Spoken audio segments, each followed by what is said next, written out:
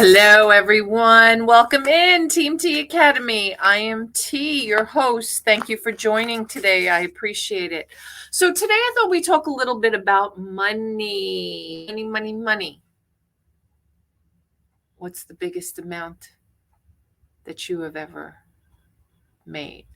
What is the biggest item that you've ever sold? What's the biggest purchase you've ever made in your entire life? Was it your home? Was it your car? Unfortunately, those people sometimes are our parents, our friends, our family, and school nor parents really never taught us about money or how we should view or how we should value or the way that we should look at money.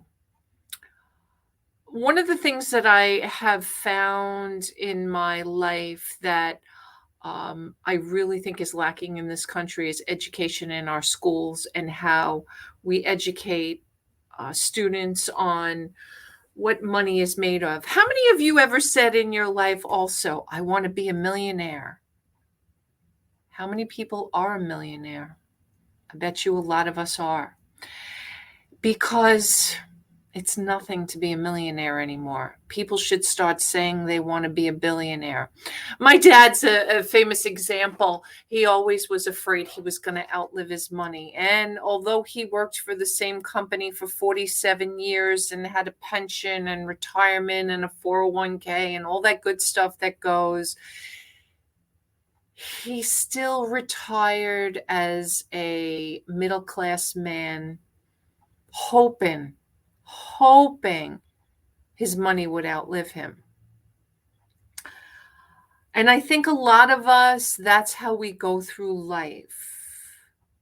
Do you know that 63% of all Americans have less than $500 in their savings account? And 50% of them make over $100,000 a year? 57% of Americans are financially literate, whatever that means. And 25% of them don't have any financial direction whatsoever. We all trade time for money. I always say work smarter, not harder. We all work harder. We're taught by the wrong people. And the super wealthy know how to do it. Why do we never learn? I don't know. I am still trying to figure that question out.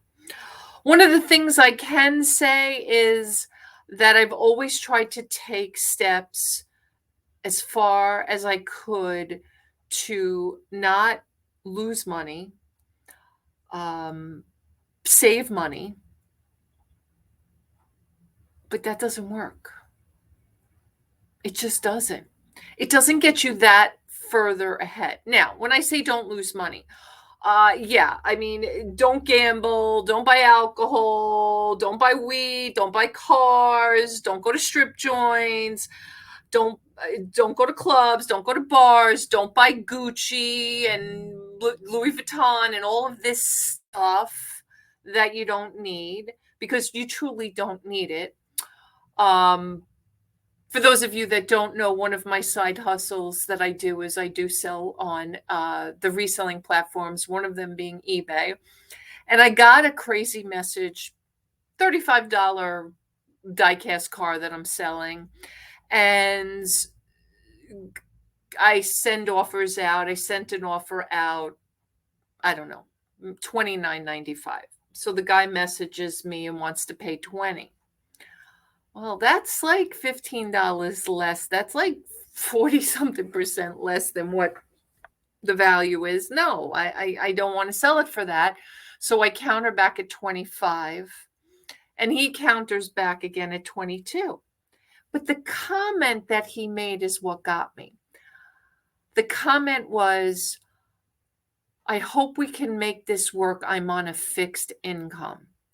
So my thought right away, and even though I want the sale and I'm a business person and it's all about my business and the amount of money I can earn and what I can sell, I felt sorry for that person because I'm thinking, you're living on a fixed income, yet you're going to buy a die cast car that you probably don't need, that is probably 20, we'll call it 22. We wanted, again, I wanted 25, whatever it may be, to spend this money on this thing, this,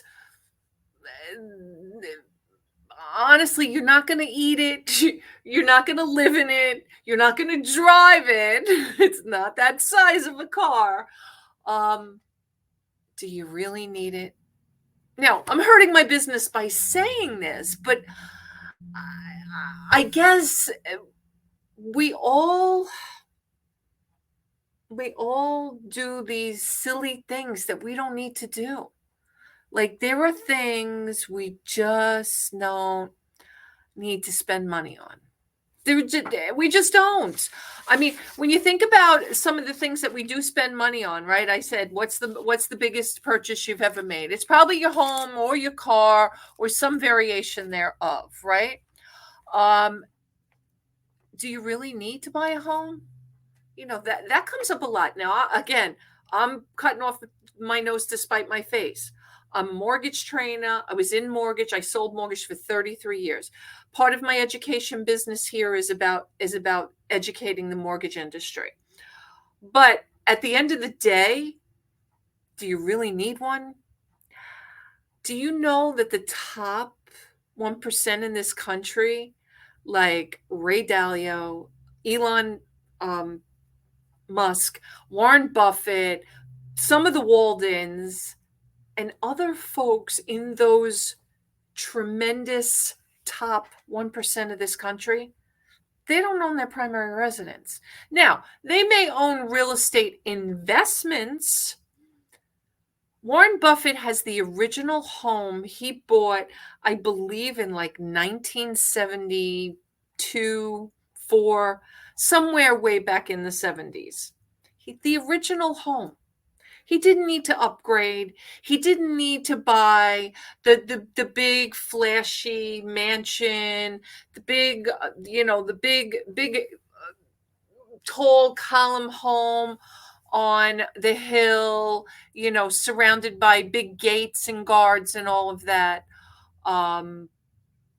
He's one of the wealthiest men in this, if not the wealthiest. I think he dropped down to like number 29 this year. You'll be amazed at how that list changed this year. But stock, property investments, passive income, residual income, this is what the top 1% of this country does. Middle class hasn't learned that yet. The middle class is always taught, go out. No, sorry, I apologize. Go to college. Get a 4-year, if not 5-year master's education. Put yourself in $200,000 or $300,000 in debt, and then go see if you can get a $50,000 a year job. And when you do, good luck paying that stuff back. You'll be struggling now while you're charging everything that you need to go to work every day because you're not making a salary to cover all of those bills. And then if you go out and buy a home, paying that mortgage, and just the cycle continues and continues. I saw it in the mortgage industry. I can't tell you how many times I saw the same people over and over again come back and refinance. So they bought a home, call it in 2000 for 200,000, right? 5 years later, it's worth 350. They refied. They took cash out. They paid off their debts, maybe paid off a car, maybe did some home improvements. 5 years later, 550 the house was worth, because that's how much we appreciated in that time frame. They put in a new kitchen. They expanded their family room. They expanded their family. These little capes and such where I grew up became these mini mansions. And this is how the middle class lived where I lived. And I'm guilty. I'll be the first one to tell you, I followed the Joneses. We all did. Because it was all about keeping up with the Joneses. And if the middle class doesn't learn how to stop that and put the brakes on that, we're in for some serious trouble in this country. There is going to be no more middle class. It's going to be the poor and the wealthy. And you're starting to see that a little bit today. You're starting to see that turn a little bit.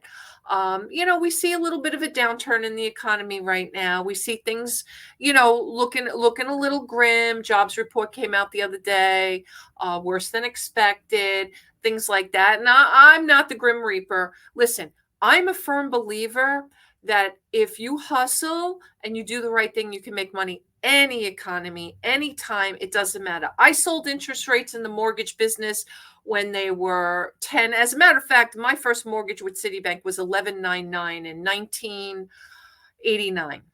And my husband's first mortgage rate was 16.99 in probably 1980. So we still made it happen in this country, and you can always make it happen. It doesn't matter. But unfortunately, we're always taught the wrong kind of concept of money. And I think if we learn how to turn some of that around and to invest in ourselves, one of the biggest mistakes I ever made in my life is probably, and I've learned that only recently, to invest in myself. It's really important to have some really good people around in your life, a mentor, somebody to study under, someone to really take advice from.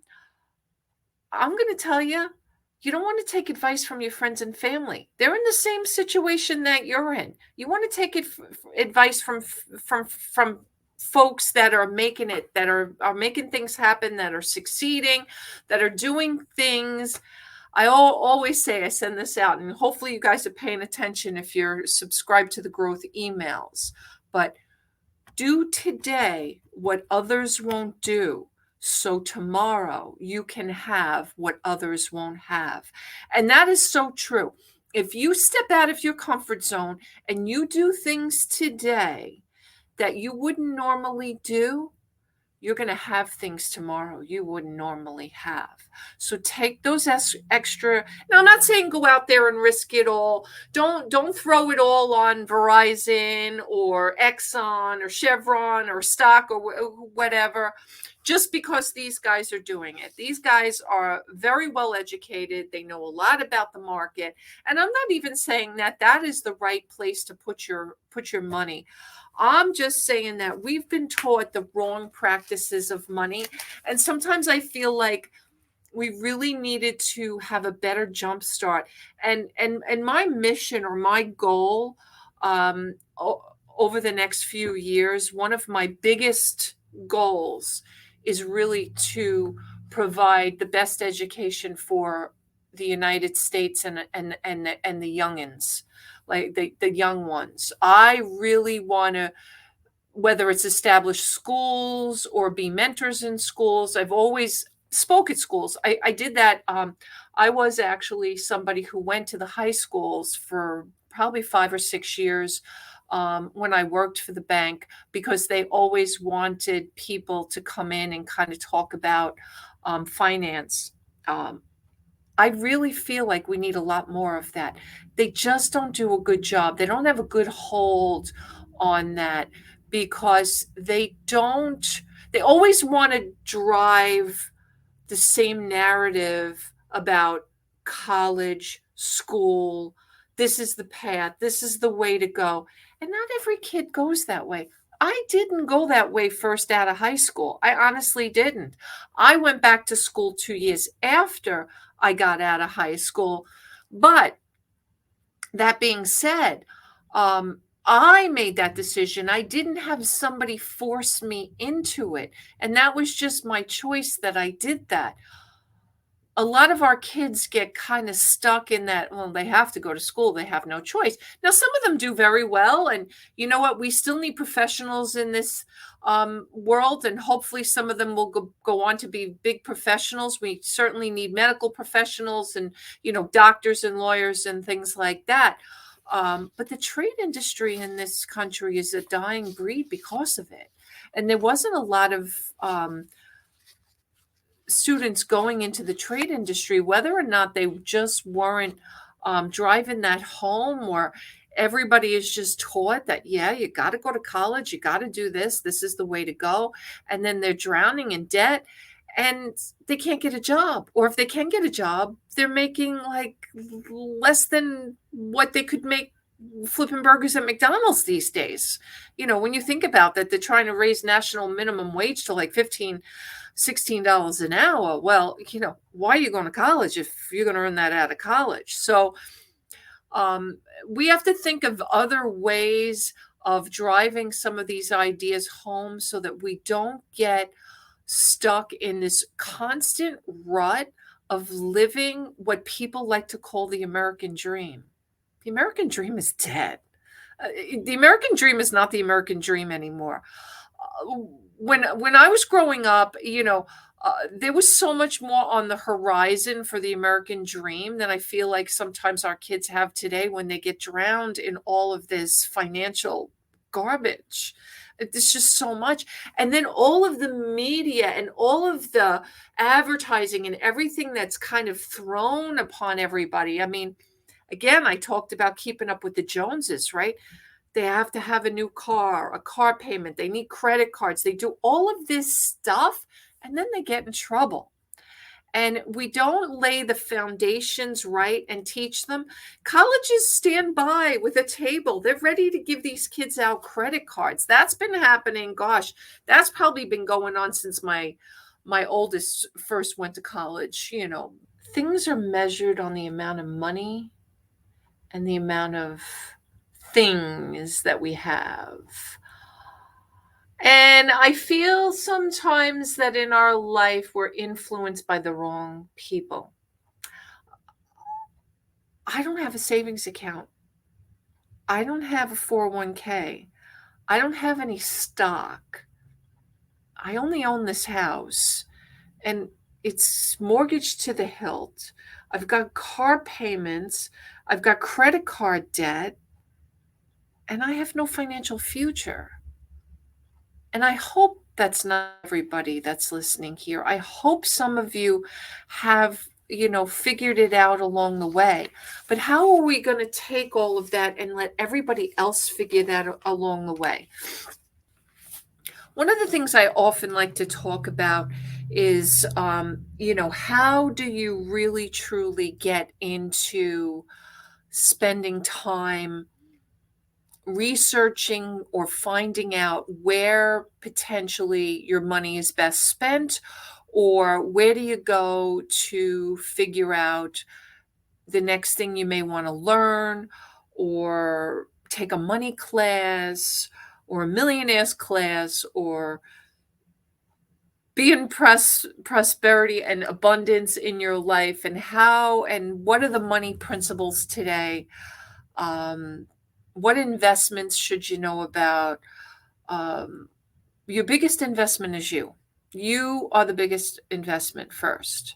And as long as you understand that and you invest in yourself, spend an hour a day learning about the wealthy, whether it be Warren Buffett, the Carnegies, find out what some of these families. Now, I will tell you, some of these families that left a legacy, they're dying out because as their generations move on, the next generation and the next generation don't do it right.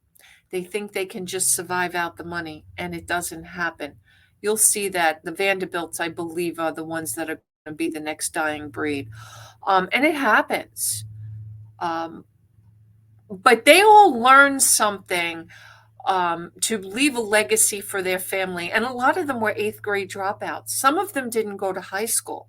Some of them figured out that they could learn and provide a service or a platform to grow and invest their money into real assets, into a business, and grow that into what I like to call is a legacy. And that is probably the biggest thing they ever built. What's the biggest thing you've ever built? I talked a little bit this week about challenging yourself. I dare you, challenge yourself this week to take a good look and dig deep. Are you doing everything just to survive? Or are you doing things to get ahead and leave a legacy? That's the challenge. That is the challenge. You want to really speed things up, challenge yourself, and take action to be a better you and to be ahead of the game. Now, at the end of the day, there's 22 million millionaires in this world. That's not a lot. There's what, 700 million? Billion? How many people in this? 7 billion. Is that what we're coming in this world? So in America, well, what's the population for America right now? I don't know. 220 million. I'm not sure the exact number. There's only 22 million millionaires. And even to be a millionaire today, like I said, $1 million is not a lot of money. I mean, think about it. If you were to stop work today and live another 20, 30, 40 years, could you live off $1 million? I don't think I could. I mean, it would be tough. Talk about scrimping, saving, and just getting by. So you got to talk about being a billionaire or a multi-millionaire. And some of you may not dream to be that big, and that's okay too. But we have to figure a way out that we're not just getting by. And I guess that's the biggest challenge for everybody. And some people aren't just getting by. There's a lot of people struggling. And how do we not do that anymore? And how is that still part of the middle class? That not only are they struggling or just getting by, but they don't know how to get out of it. There's just this circle that just keeps going and going and continues. And there's a never-ending loop that we pass on to generation to generation. Again, do what others won't do. If you're around people who are constantly the naysayers, what are you doing that for? Why? You don't need to work that hard. What are you doing that for? Why are you doing that? You're not around the right people. Guys, we'll be back again. Be accountable. Figure out what you have to do. Spend an hour a day learning. Study the wealthy. Study you. Invest in you. Show up. Take action. Be unstoppable. And trust the plan. Be extraordinary. Do today what others won't do, so tomorrow you can have what others don't have. Guys, it's been real. Thank you so much. I appreciate you coming in. Don't forget to comment, like, and subscribe. Visit us over at the teamtacademy.com where you can sign up for growth emails. You can check out my education over there. Take a look at our ebooks, our e-learning, jump into our webinars, take a look at our workshops, and we hope to see you on the other side. Have a great day, everybody.